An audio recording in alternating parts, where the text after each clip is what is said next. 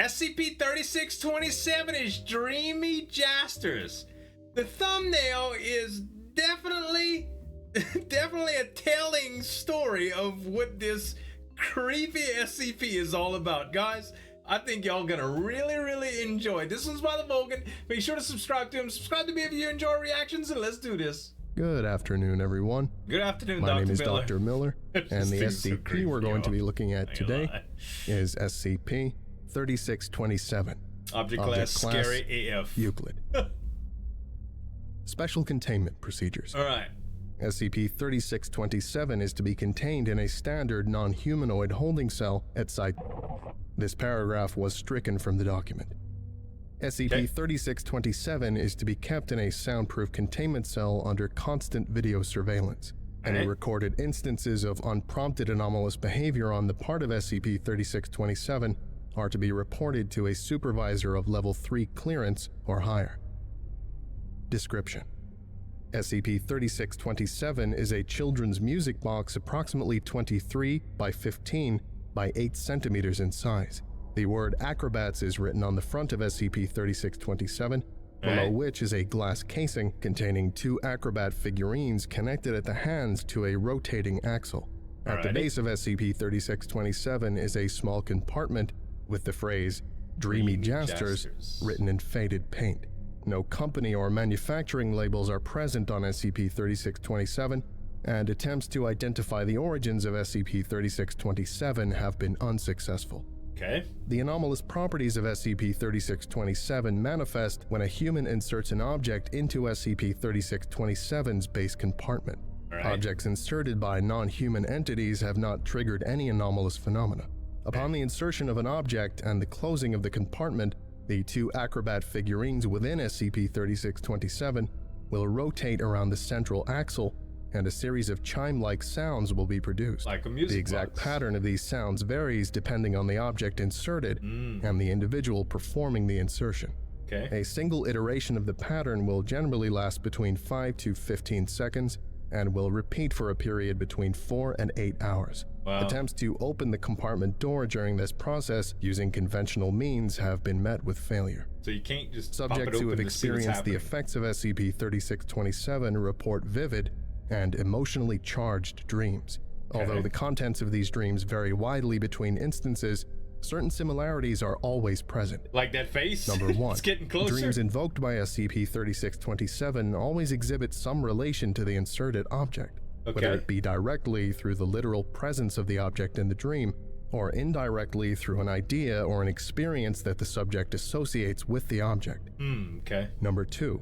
Despite the frequent presence of disturbing content within these dreams, subjects will ultimately view them as a positive experience and will feel a sense of peace upon awakening. Interesting. And number 3.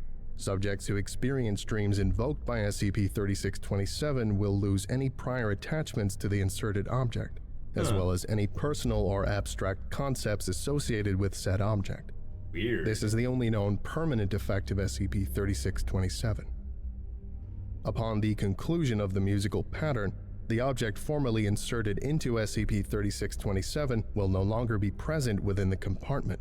The location of the inserted objects following their disappearance is currently unknown.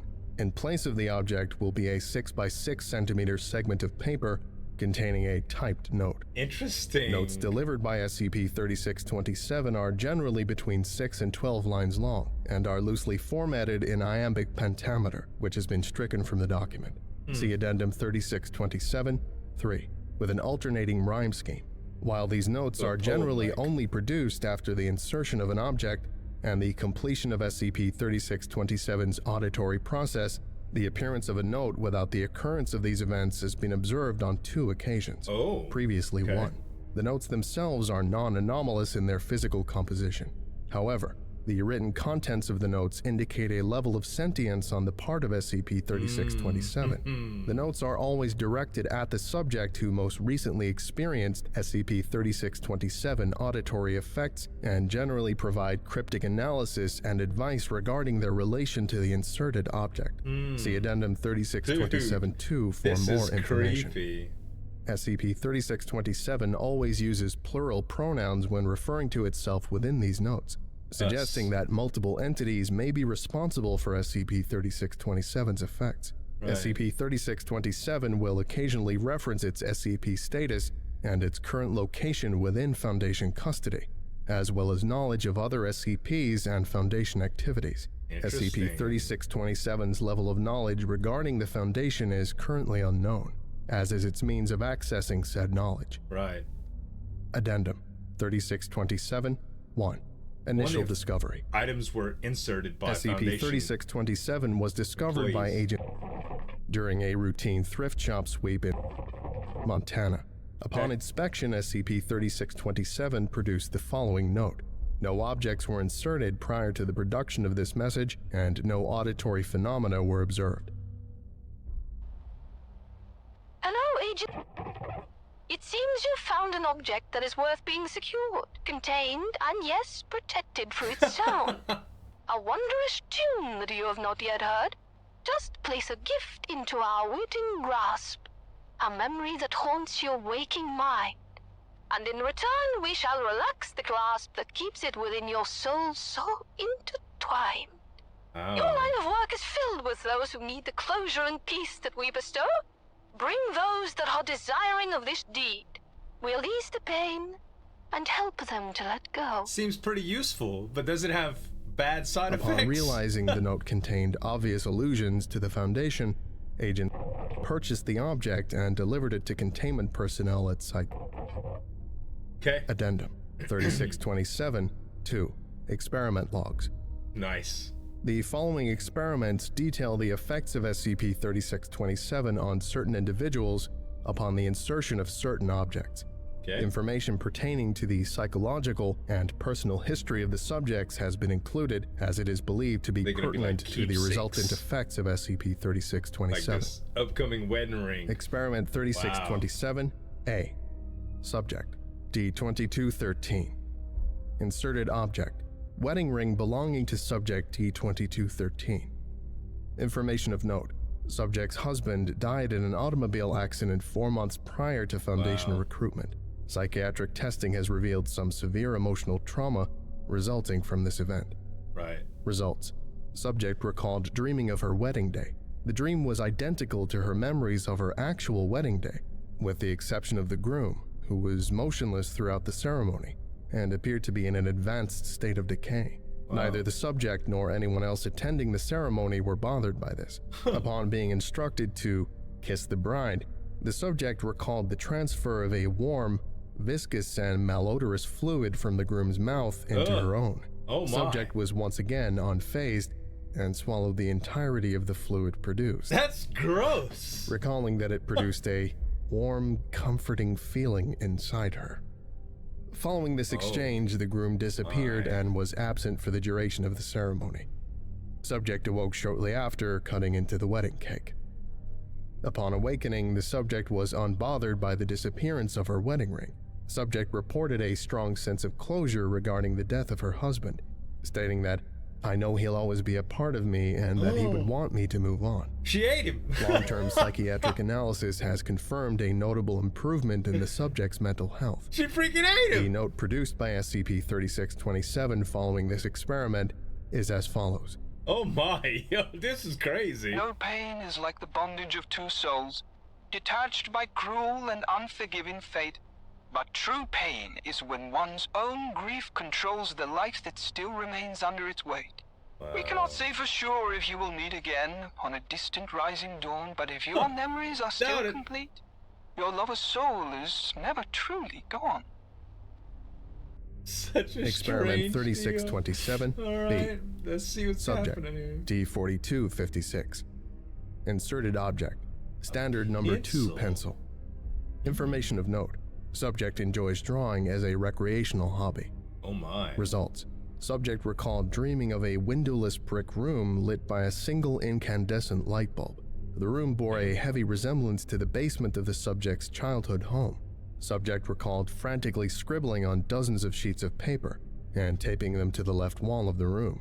Once finished, the scribblings formed the shape of a humanoid figure. The humanoid figure then emerged from the papers and became a three-dimensional being resembling the subject, although slight differences in facial structure. Subject then recalled being assaulted by the figure and pressed against the wall, causing him to become a two-dimensional being confined to the papers.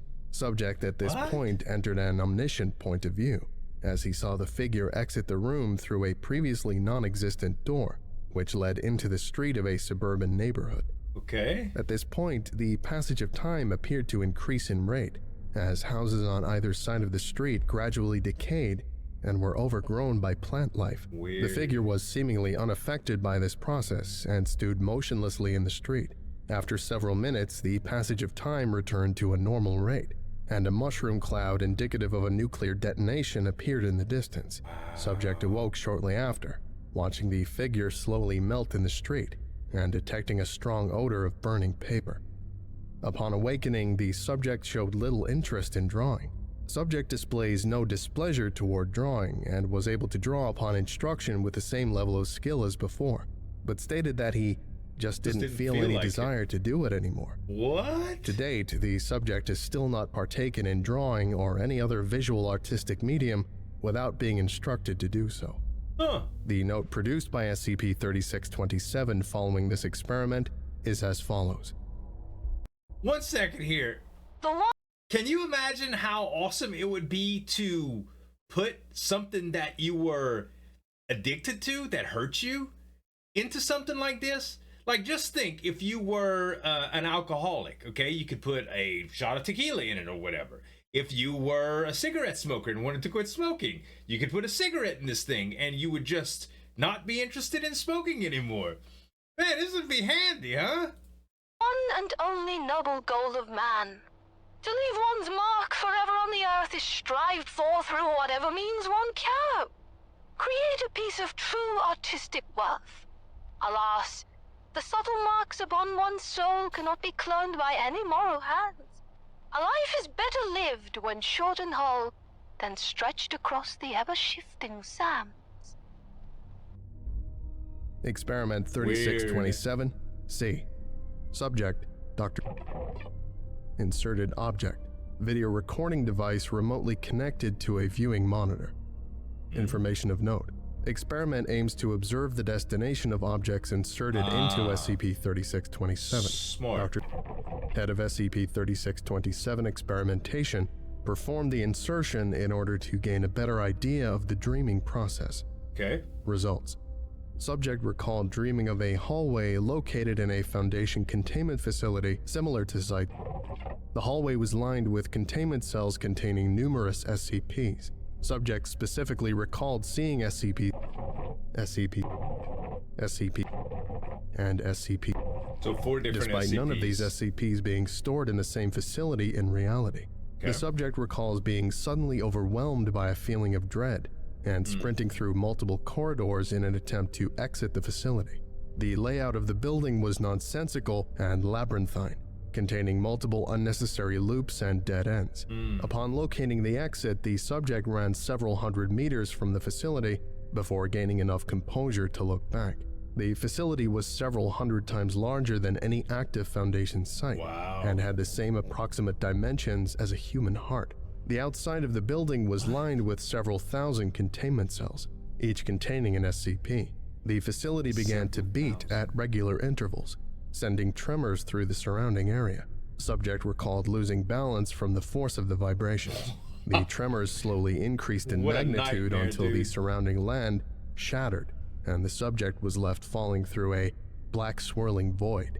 Subject awoke shortly thereafter. Okay, what happened? Upon awakening, subject destroyed all video footage received from the inserted recording device, stating that some things are better left unexplained. Wow. Subject later submitted a formal resignation, was administered amnestics, and released. The note produced by SCP-3627 following this experiment is as follows. Let's see what they say.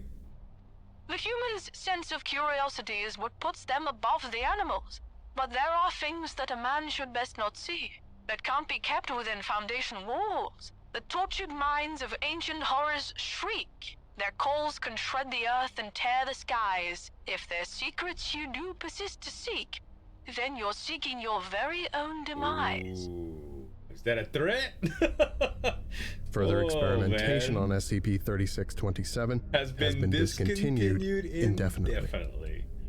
Addendum 3627-3. Okay, Incident report 87 days after experimentation on SCP-3627 was discontinued, SCP-3627 produced a pattern of tones without the prior insertion of an object. Okay. These tones could be heard outside of SCP-3627's holding cell and caused 2 D-Class personnel to fall unconscious. This was the first instance of SCP-3627 invoking REM sleep in multiple individuals at once. The pattern of tones was repeated for 2 minutes and 34 seconds, a notably shorter duration than those previously observed. Right. Upon the conclusion of the pattern, both subjects awoke and immediately attempted to access the holding cell containing SCP-3627. First by attempting to guess the access code, then by repeatedly ramming into the cell. Their activity was eventually detected by the on-site security system, and armed Foundation personnel were dispatched to the area. Both subjects were successfully terminated before causing a containment breach. SCP-3627's containment procedures have been updated accordingly. The following note was found within SCP-3627 shortly after the incident. We revealed ourselves to you so that you would take us in. We did this because we knew you had no short supply of sin. We thought we'd help you to let go, to ease the guilt and help you heal. But we were fools, for now we know that you have no guilt that you could feel. You really think you're going good with all that you collect, but then again, of course you would. Secure, contain, protect. Wow. Better keep that on the wraps, y'all. I think that about does it for today. Thank you for listening, if indeed you still are, and you're all dismissed. Goodbye. The idea that this thing is sentient and has like multiple personalities, it's probably not multiple personalities from one entity. It's probably multiple personalities from multiple entities, but the mystery of what happens wherever items go and the association with them that goes seems like it's crazy and scary at the same time. And its thumbnail, I can't get over it. It's so mad. Oh gosh, guys, TheVolgun, make sure to subscribe to him. Subscribe to me if you enjoy reaction videos, and if you like this one, make sure to check this out.